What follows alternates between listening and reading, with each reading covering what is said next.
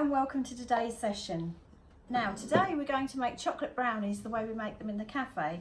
So that means they're vegan, but they're not like what I call a true chocolate brownie, but they're pretty good. So into our bowl, and I've written everything out here for you, we're going to put 250 grams of self-raising flour. Now I haven't been able to get self-raising flour, so I'm going to have to use plain flour and put some baking powder in it. And this is my only flour. So I'm going to make a fruit cake tomorrow, and then that might be it until we have a flour delivery, because I'm a bit stuffed, I think. I've got lots of bread flour, but it's not so good for cakes. So 250 grams of flour, and we're going to add some baking powder, she says. Oh God, it's a new one. Let me just get, I've got one in the cupboard that's already started, hang on.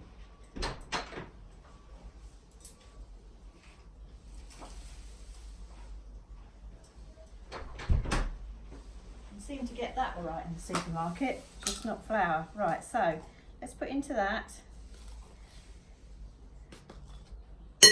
some baking powder. Then we need 350 grams of sugar. So I wouldn't say it's particularly good for you, this chocolate brownie, but I was told at the weekend that a lot of my things are healthy, and it's about time I did some things that were bad for you. So here you are, Peter. He likes anything chocolatey, so here we are. Let's do, so 350 grams of sugar, which you can see it's quite a lot of sugar.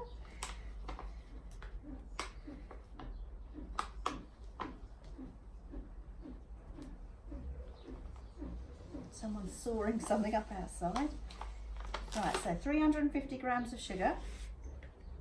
And to that, we're going to add 65 grams of cocoa powder.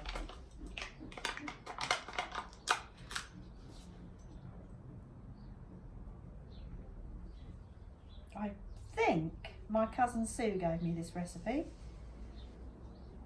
Well, she might not give me, I might have stolen it from her, but yeah, and we do make it a lot at work. It's the only cake we make that's vegan.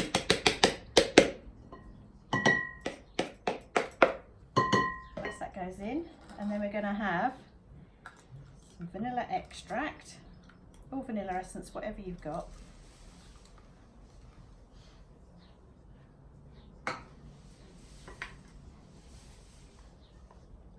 Okay.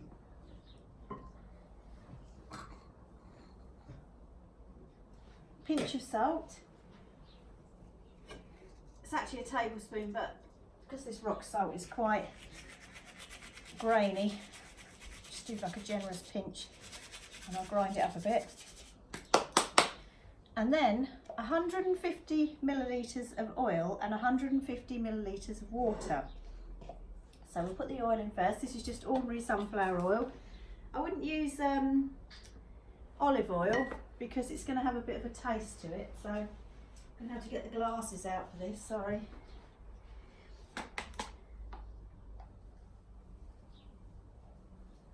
So 150 of oil and 150 of water. Now, I have this with my trainees. When you measure water, don't hold the jug up like this, or, you know, because you need to actually put it on a surface and get your eye to the jug. So it looked right, but now I've got my eye down there, it's actually a little bit too much. So that's 150. So that's all the ingredients in the bowl. Now what we have to do is just give it a good mix.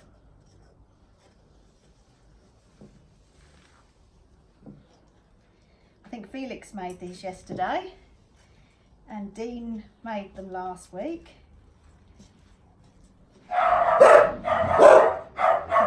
Guess what? The postman's just arrived.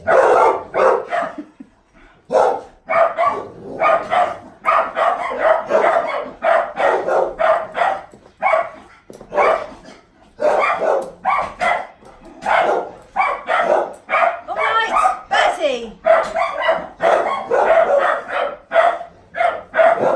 It could be be my veg box. Right, now sometimes things don't work out quite like you think, and I actually think that's a little bit stodgy. So I'm going to put a little bit more oil in. I'll show you the consistency it should be. And a little bit more water. Because it should be quite runny. It shouldn't be like this. This is a little bit thick at the moment.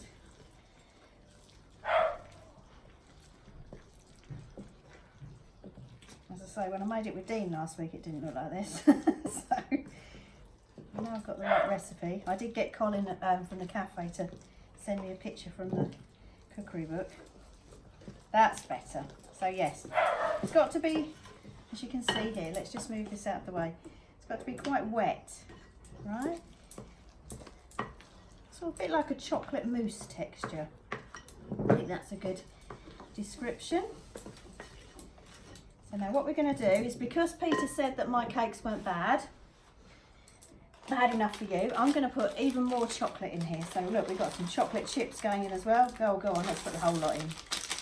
So there you are. I'm not going to make chocolate muffins again, so let's put those all in. So because we can't, my husband and myself can't physically keep eating this amount of cakes, so I've actually got an order for a fruit cake tomorrow, so that's really good. So I can make it and give it to someone and they actually want it, rather than us stuffing our faces day in, day out. All these, the carrot cake's all gone. So yeah, so this is our next cake. So this was the tin that I originally got out for the carrot cake, and then it looked like we got too much. So this is it's a square tin, quite deep, same size that we use in the cafe. So what we do is we're just going to fill up our tin, and then this goes into an oven about a 180, I'd say. With mine I'll have to put my cold shelf in. So 180, and it's very deceptive how long it takes to cook, because you don't want it to be really firm like a sponge. You want it to be a little bit gooey. So I'd say at least 30 minutes, sometimes even longer. And it will rise up a bit because of the self-raising flour. But it should have like a crusty top and then be gooey underneath. So I'm going to put this in the oven, and then I'm going off to teach Angus. He's going to be making muffins today. And then I've got Brittany this afternoon. And later on I'm going to come back and make something else for you to see, so that I can get a couple of videos done today. Right.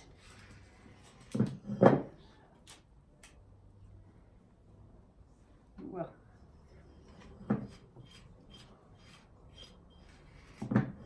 Now, just going to scrape that off. I'm not going to use my finger. I'm so well trained not to that I find it quite weird to do it. So scrape that off. If you want to use your finger, you use your finger. So there we are. Chocolate brownie, all in the tin, ready to go in the oven. I'm going to pop that in with my cold shelf on the top for about 40 minutes. And I will post a picture when it's done so you can see what it looks like. And it'll be delicious for pudding tonight with a nice bit of whipped cream. Or maybe we can take it in our packed lunchbox this week. Okay then, bye Dake and Bakers, happy cooking, speak soon. Bye.